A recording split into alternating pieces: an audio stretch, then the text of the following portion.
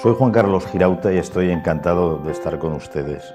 Ante todo, quisiera dar las gracias a Mi Tierra Televisión. Es un orgullo y es un honor poder aprovechar esta oportunidad que me da la cadena en esta serie de gran calidad, una magnífica serie y una gran iniciativa de Mi Tierra Televisión para abordar una serie de cuestiones históricas con seriedad, con rigor y con profundidad. A mí me ha correspondido profundizar en el personaje de don Manuel Azaña.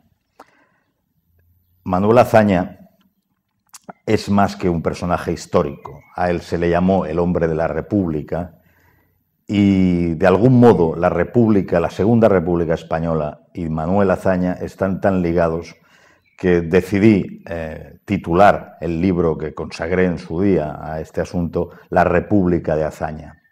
Creo, en efecto, que la Segunda República Española fue, sobre todo, la República de Azaña. ¿En qué sentido? Pues en varios sentidos, y de eso es de lo que quisiera empezar hablando, ¿no? En primer lugar, de aquellos conspiradores republicanos que en la época de la dictadura de Primo de Rivera, la mayoría de ellos en la última etapa de esta dictadura y muy pocos, casi ninguno, en épocas anteriores, de todos ellos, de todos esos conspiradores de rebotica, el más brillante, el más elocuente, el que conseguía enfervorizar al público y el que por alguna razón poseía un magnetismo indudable, era don Manuel Azaña. Además estaba dotado para la escritura, escribió bien y además improvisó, o quizá no, o quizá las preparó, pero en todo caso dejó para la historia frases memorables, frases indelebles. En ese sentido, Manuel Azaña constituye una fuente inagotable para los estudiosos de la época, porque deja unos diarios, deja una obra muy extensa. Sus diarios son valiosísimos para comprender las interioridades del régimen. Tiene también Manuel Azaña una obra, tiene obra literaria en un sentido más estricto, alguna de notable, de gran calidad, ¿no?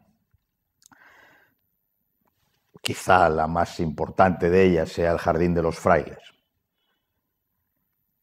Ocurre, sin embargo, que quienes acudan a Manuel Azaña, a lo que Manuel Azaña dejó escrito o a lo que Manuel Azaña dejó dicho en las Cortes o en alguno de los mítines multitudinarios de su época, puede correr el peligro de interpretar eso al pie de la letra, de creer que eso es realmente lo que el político Azaña, o se corresponde con lo que el político Azaña estaba haciendo o iba a hacer.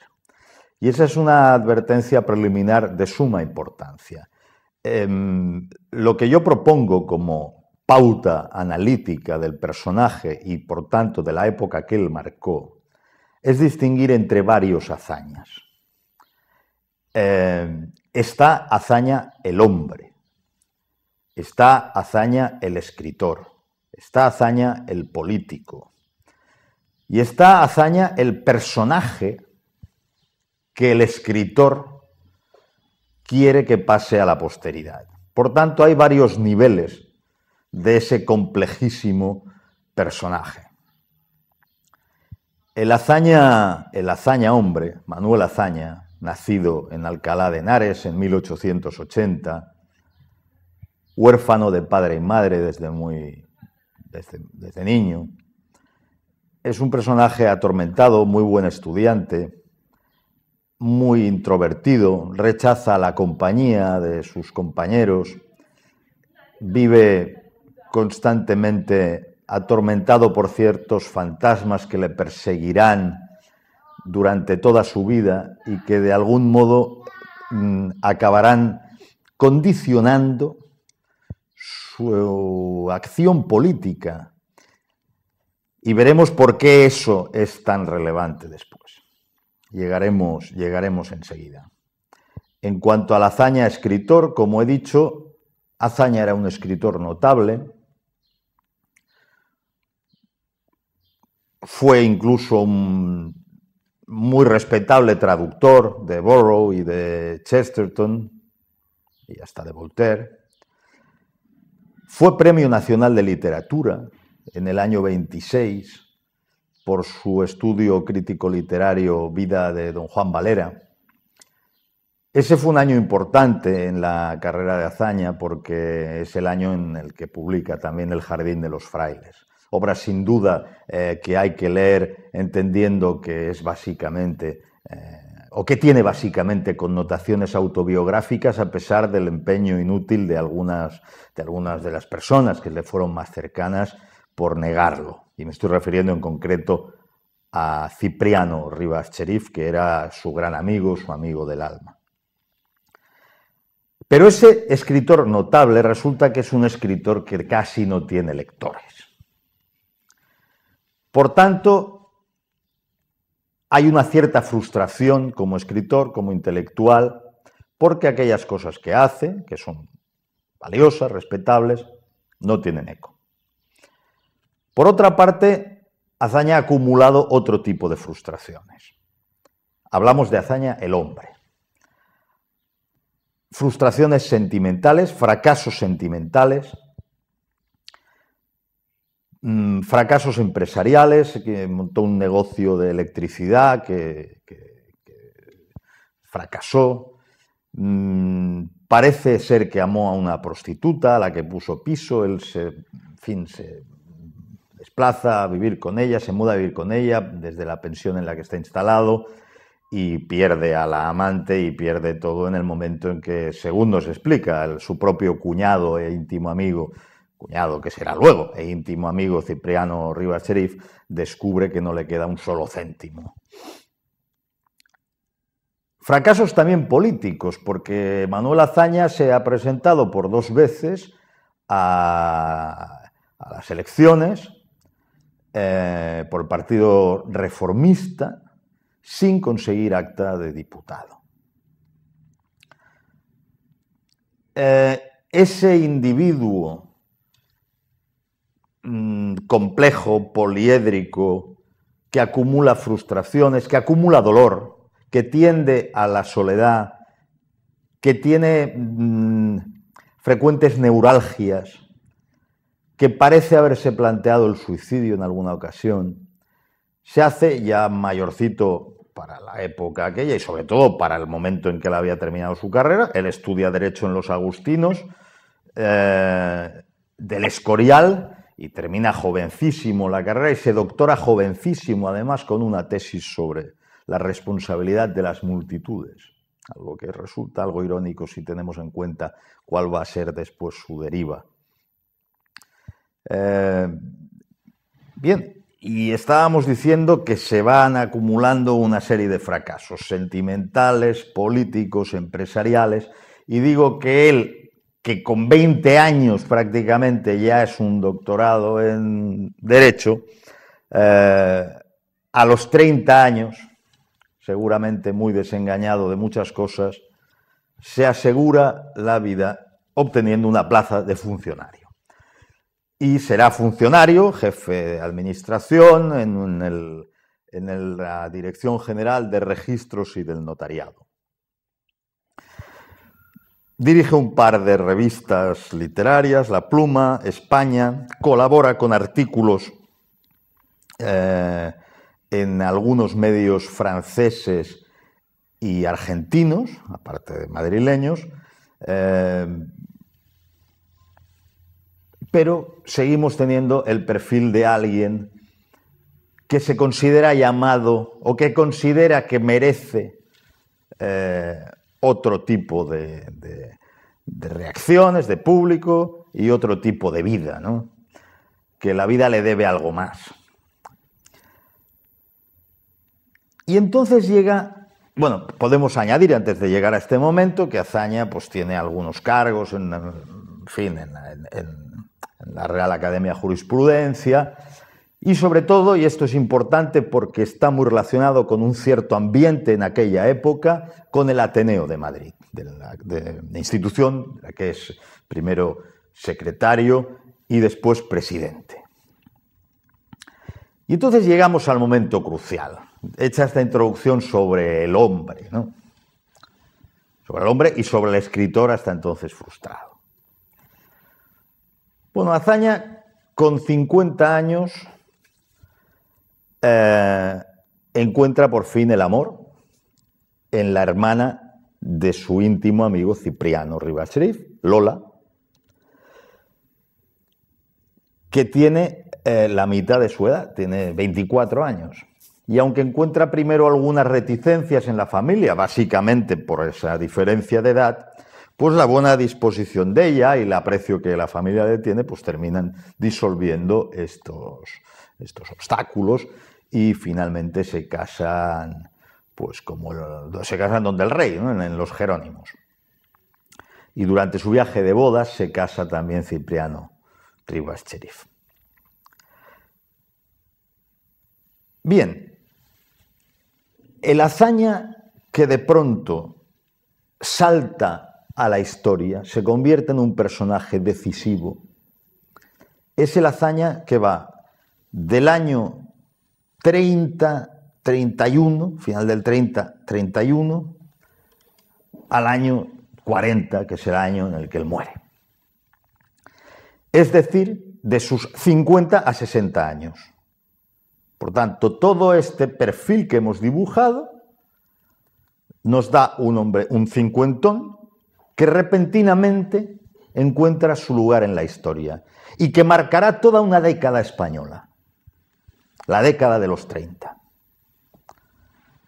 Dado que Azaña es un hombre muy dispuesto siempre a decorar o a reinventarse su personaje y que hay que leer entre líneas porque se mezcla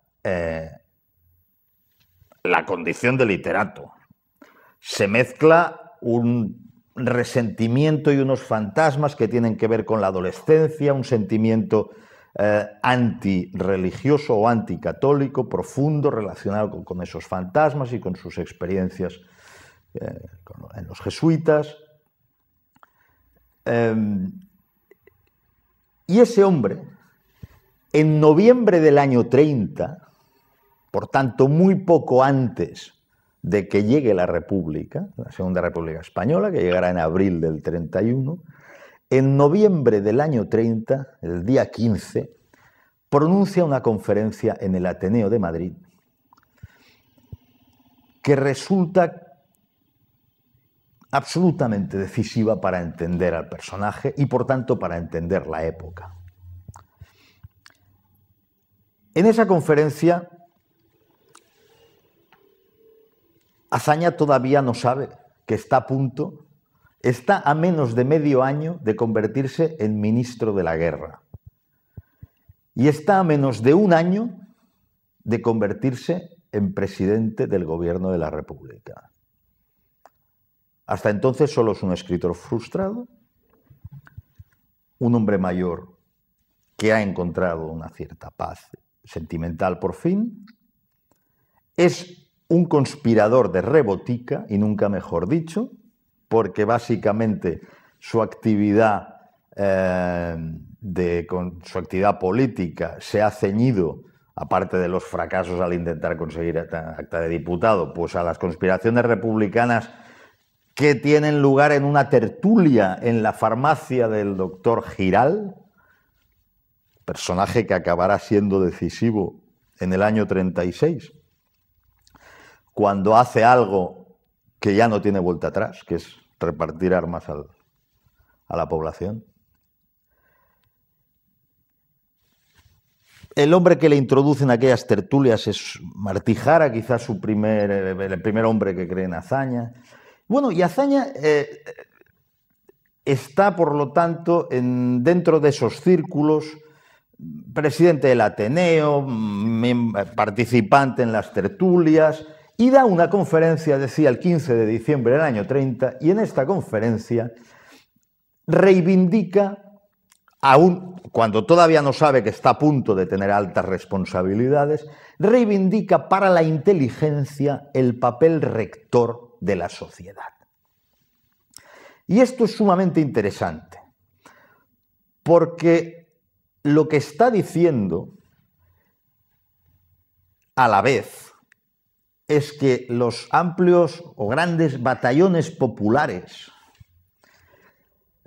con una especie de odio acumulado muy justo, una ira muy justa y que se explica históricamente, serán guiados por la inteligencia, irán implacables hacia los objetivos que la inteligencia rectora les marque.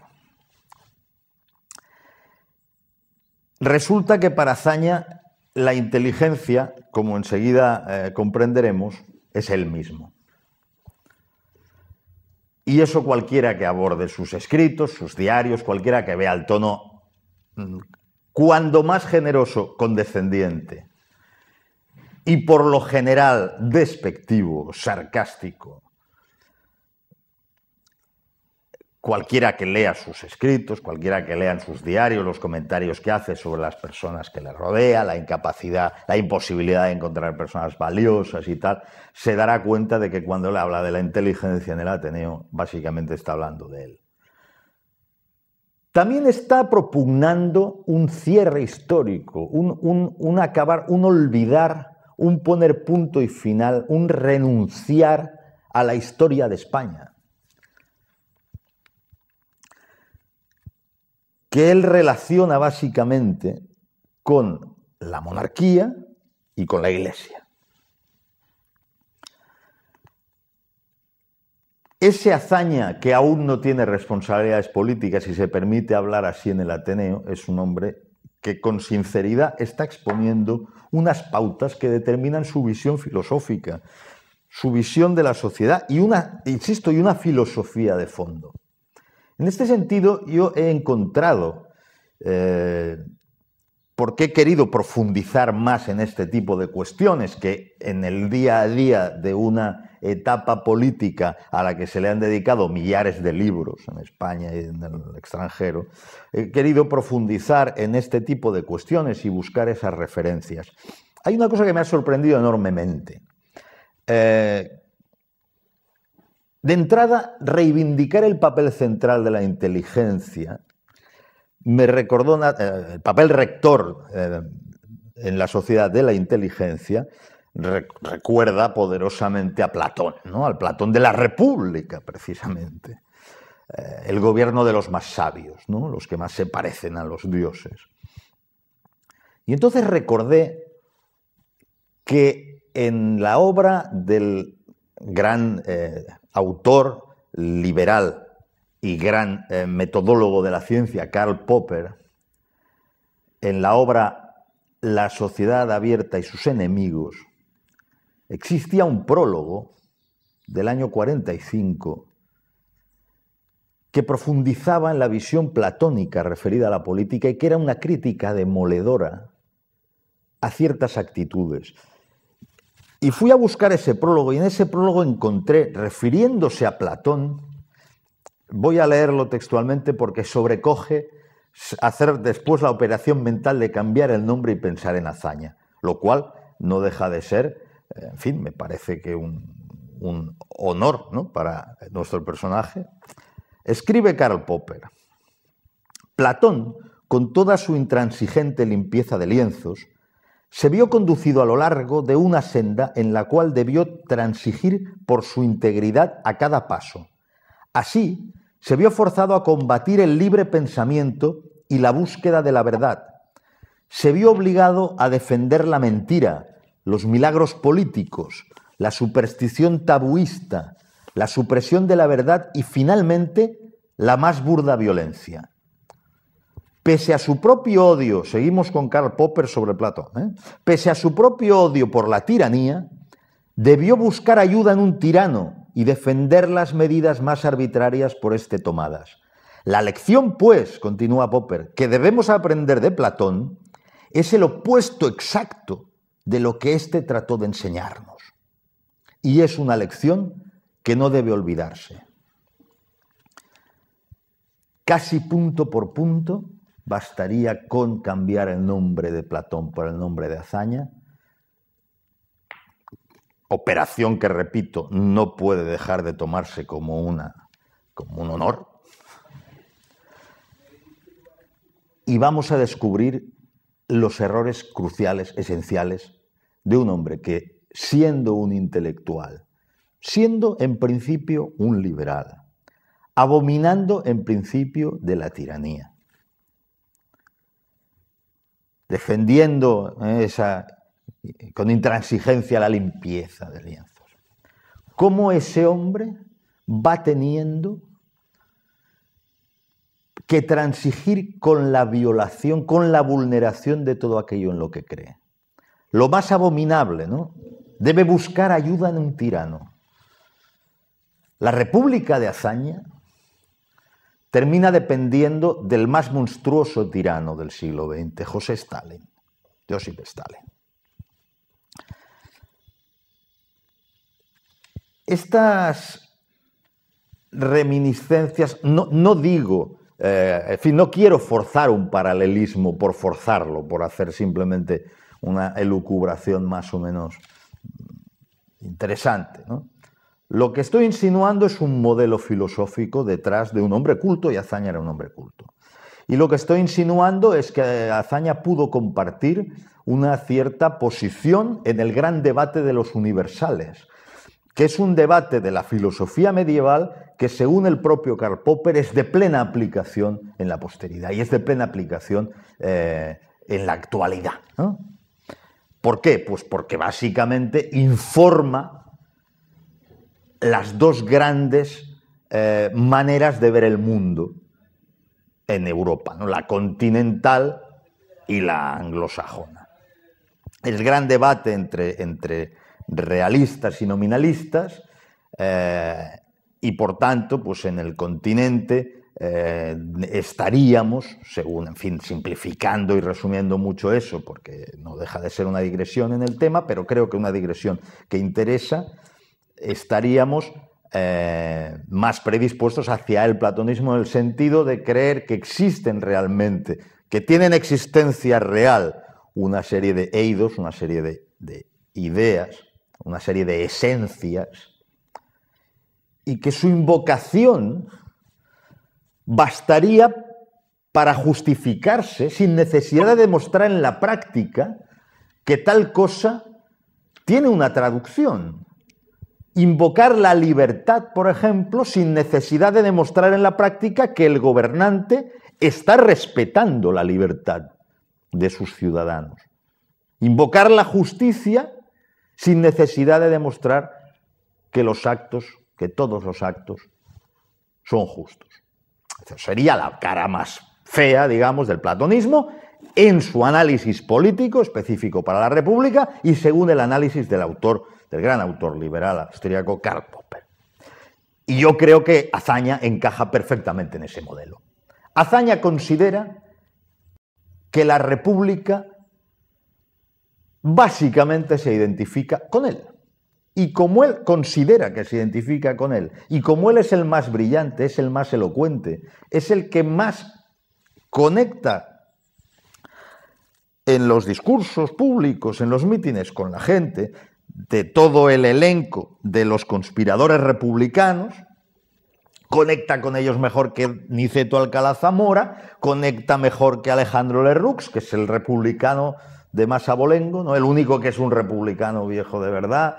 Ha montado su partido radical tan pronto como 1908, cuando todos los demás son republicanos muy recientes. Por supuesto, llega más a la gente que lo que pudiera llegar Largo Caballero, que en definitiva era un analfabeto funcional, con sus méritos, porque se había formado a sí mismo, etc. Pero Azaña es una revelación para esa gente. Ahora, antes de convertirse en revelación, Azaña atravesará por algunas circunstancias que ilustran muy bien el perfil de la persona de la que estamos hablando, dadas las limitaciones de tiempo de este programa y la intención del programa. Yo creo que es más interesante pues dar unas pinceladas sobre estos momentos que pueden definir, que pueden hacernos comprender al personaje, más que hacer una cronología de la Segunda República Española, cosa que, insisto, pues cualquiera puede irse a cualquier biblioteca o a cualquier librería y elegir entre centenares de autores y recordar pues los grandes hitos de esa república. Pero lo que nos interesa en este momento, o lo que a mí me interesa subrayar en este momento, es cómo la Segunda República Española muy pronto adquiere las virtudes y los vicios de Manuel Azaña, de una forma especular. Las cantadísimas virtudes y los más ocultados vicios, que son muchos, de aquel régimen, coinciden de manera asombrosa con los prejuicios, con las virtudes, por un lado, del intelectual, y con los prejuicios, los fantasmas, el sectarismo, el anticatolicismo de Manuel Azaña.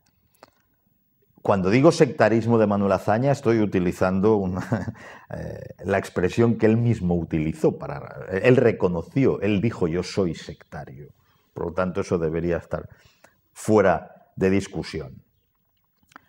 Después de unos acontecimientos absolutamente rocambolescos, porque la Segunda República Española llega de forma rocambolesca, primero hay la sublevación de Jaca en diciembre del año 30, al pobre infeliz, al capitán Fermín Galán, que le han hecho jurar sobre una Biblia en una logia masónica que se levantará en Jaca y que inmediatamente habrá una huelga general que se desatará en el resto del país. Este hombre que tiene que levantarse el día... En fin, la insurrección está prevista para el día 12... a pesar de que la insurrección se aplaza 3 días por parte de los conspiradores, a él no se lo comunican. Este es uno de... O sea, la Segunda República Española, su prolegómeno, ¿no? Ya viene con un misterio encerrado, porque resulta que Casares Quiroga, que luego será un importante político hacia el final de la República y será presidente del gobierno, Casares Quiroga, una especie de sombra de Azaña, sombra desvaída de Azaña, y Graco, Marsá, han ido a Jaca y pernoctan la noche del 11 en Jaca. Han ido a advertir a Fermín Galán que se ha aplazado la sublevación. Sin embargo, no se lo comunican. Y ahí está el primer misterio del asunto. En todo caso, después de varios crímenes gratuitos, Fermín Galán y sus hombres pues matan sin ninguna posibilidad de conseguir nada, porque las autoridades están perfectamente al cabo de la calle de lo que se está organizando. Matan a un general, a un capitán, a 2 carabineros, a un sargento. En fin, luego, naturalmente, son detenidos, son condenados a muerte. Él y García Hernández. Se les conocerá ya siempre más durante el régimen como los mártires de la República. O sea que esa primera intentona fracasa, pero en realidad, bien mirado y con la perspectiva del tiempo, no fracasa tanto.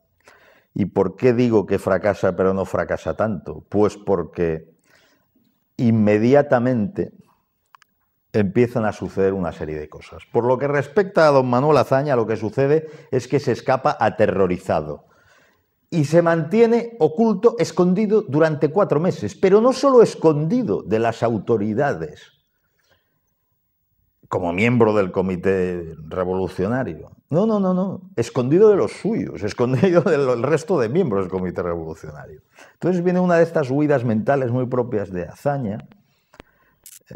Digo que es rocambolesco porque él se escapa, cuando sabe del fracaso de la sublevación de Jaca, se escapa por los sótanos del Teatro Calderón, cuando está en plena representación de una ópera rusa, escapa por los sótanos del Calderón, se esconde en casa de una serie de conocidos, muy significativamente la primera noche la pasa en casa de Martín Luis Guzmán, conocido como el Generalito, tipo siniestro, que había sido secretario de Pancho Villa, mexicano y holandés de nacionalidad, había sido secretario de Pancho Villa y que aparece después de lleno, por cierto, vinculado a muerte en México, condenado a muerte en México, y que aparece vinculado después de lleno en el asunto del extraperlo varios años después, cuando Azaña y Prieto se proponen y consiguen acabar con el partido radical de Alejandro Lerroux, provocando un cataclismo político. De casa de Martín Luis Guzmán pasa a casa de uno de los tertulianos de la Rebotica, Sindulfo de la Fuente, luego a casa de una amiga y finalmente en la calle Columela pasa 3 meses escondido en 2 habitaciones cerradas en casa de su suegro. Bueno, ¿qué hace durante todos estos meses críticos en los que en España están sucediendo una serie de cosas muy relevantes? Lo que él hace es, después de haber participado en la conjura, en la conspiración, se esconde, como digo, y se pone a redactar una novela, Fresdeval, y se esconde de los suyos. Mientras tanto, han sido detenidos la mayor parte de los conspiradores, algunos se han entregado voluntariamente, como Largo Caballero. Los únicos que han huido, de hecho, son Lerroux y Azaña. Bueno, Miguel Maura, que está detenido también por eso, ha narrado aquella estancia en la cárcel Modelo como una fiesta. Para entender lo que estaba pasando, baste decir que después de las elecciones municipales del día 12 de abril, que dan la victoria supuestamente a los republicanos, ahora veremos que esto no fue así, pero supuestamente la victoria de los republicanos, el hombre, Sánchez Guerra, el hombre a quien el rey encomienda la formación de nuevo gobierno, va a ofrecerle las carteras a la cárcel Modelo a los conjurados, a los que habían organizado lo de Jaca. Esto da una idea de, en fin, de la terrible represión que está viviendo esta gente. Bueno, pues a pesar de esta fiesta carcelaria, son palabras del propio Miguel Maura, Azaña está aterrorizado, escondido y escribiendo una novela y desconectado de todo. Le insisten en que van a poder darle la vuelta a la situación, van a poder formar un gobierno republicano. Él no se cree una palabra.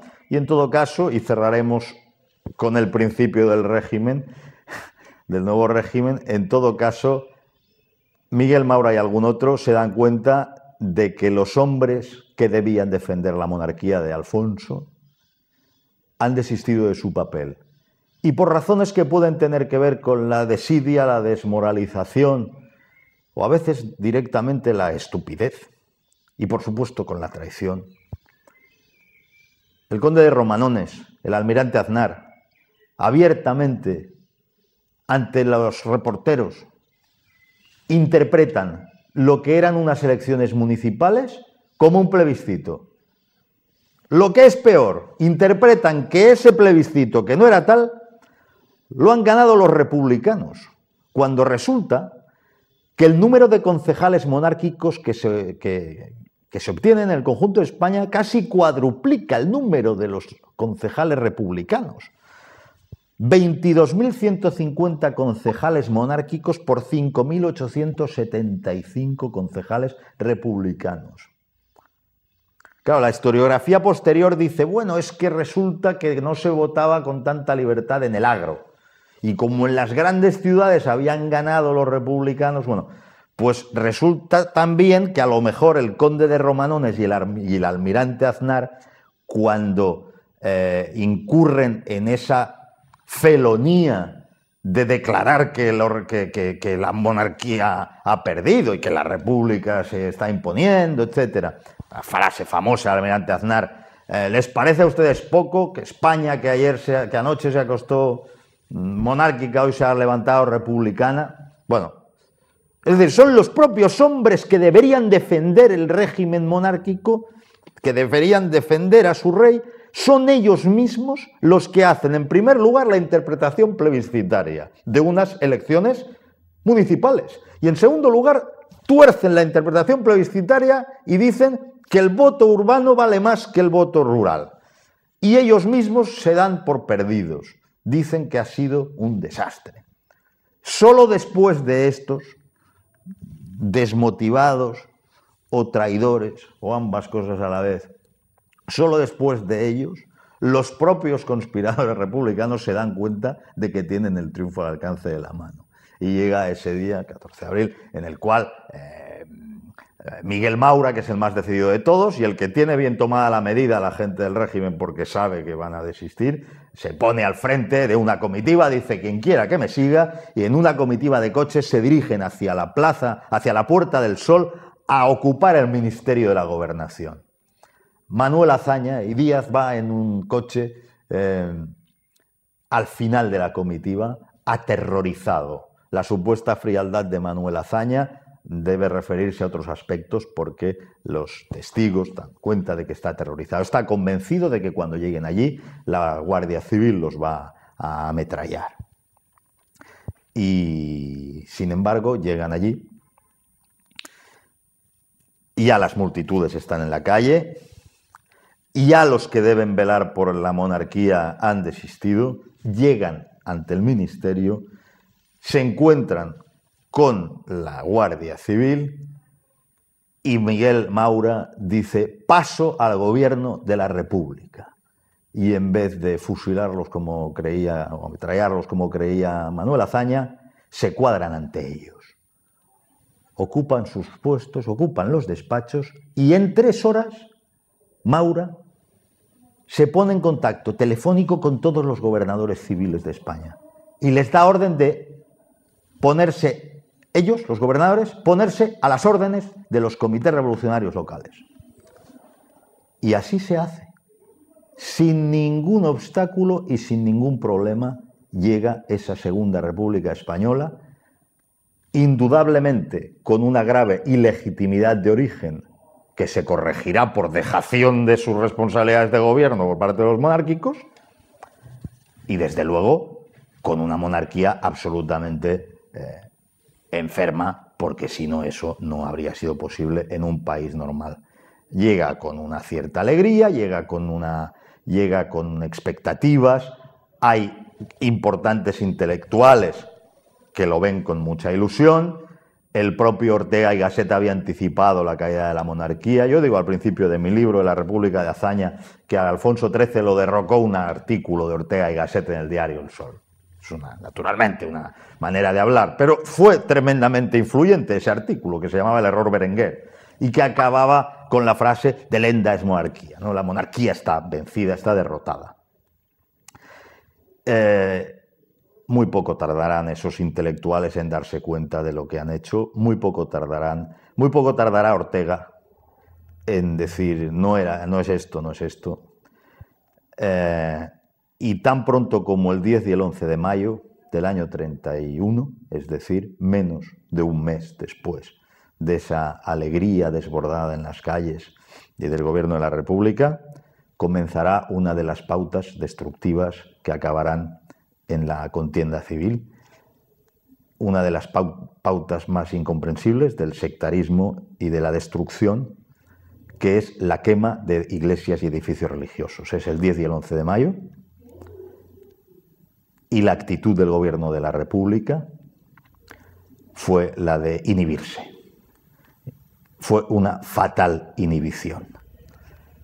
Y el responsable principal de esa inhibición ya es Manuel Azaña, que todavía no es presidente, sino ministro de la Guerra, y que llegará a presidente del gobierno cuando en octubre, durante el debate sobre uno de los artículos de la Constitución precisamente relacionado con la religión, el presidente Niceto Alcalá Zamora dimite y deja escrito en un libro que no aparecerá hasta unos años después, pero lo deja escrito ya entonces en su diario, que España camina irremediablemente hacia la guerra civil.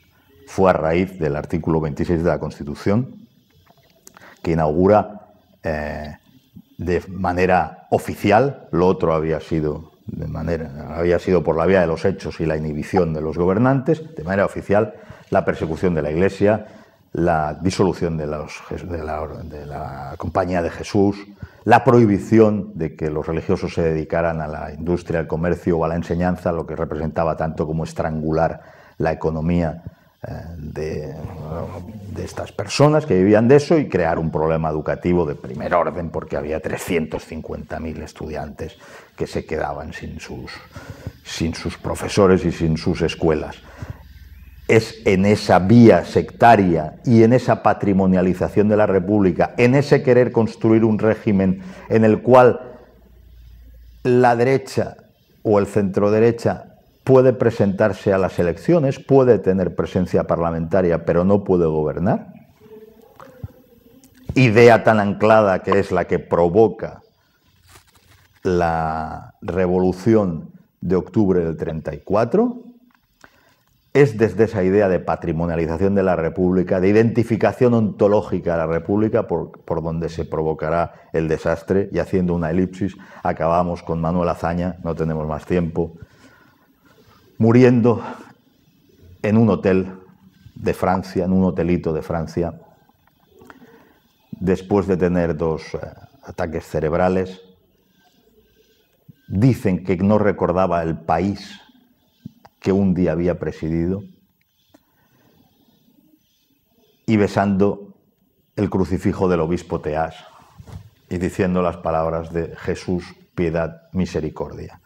Toda una figura compleja y poliédrica, y toda una epopeya tristísima que abarca una década, la década de los 30 para España y la década que va de los 50 a los 60 años de Manuel Azaña, desde que se convierte en figura pública hasta que muere en el exilio. Muchas gracias.